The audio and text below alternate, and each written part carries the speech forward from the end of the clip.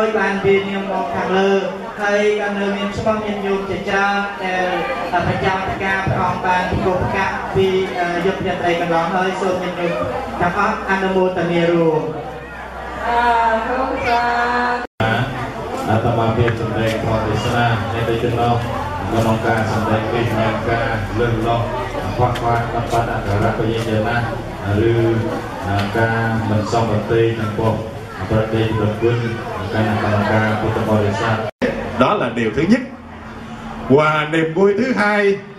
là giáo pháp của Đức Phật là pháp được khéo thuyết giảng toàn hảo hướng thượng đưa đến mục đích giải thoát. Nếu chúng sanh nào y cứ vào pháp đó mà thực hành thì sẽ thoát khỏi sanh tử luân hồi. Ta biết là cuộc sống này luôn có sự vô thường, sanh ly tử biệt,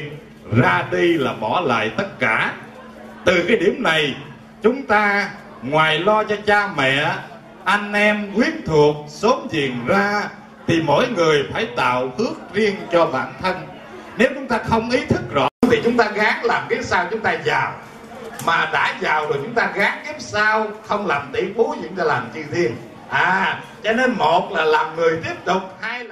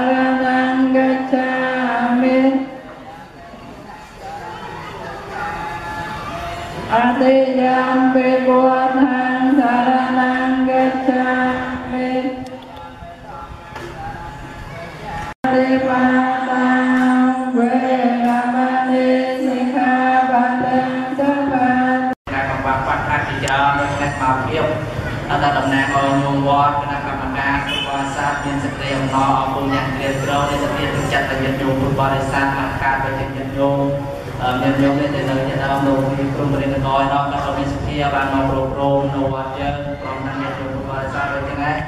ហើយពេលមានអ្វីតាក់ស្លាមនេះចម្លងសុភាសូមលើកថាគុំសូមដល់គុំបរតនត្រ័យទាំងហើយពុទ្ធសាសនានៃបរិយាកាសពីក្នុងជាម្ចាស់ទាំងអស់ហើយនឹងព្រះអង្គញាតិញោមពុទ្ធបរិស័ទបានមកពីទៅទាននៅក្នុងអង្គសន្មហាសាមគ្គីនេះជួយឲ្យបានតែការសេចក្តីសុខសេចក្តីចម្រើន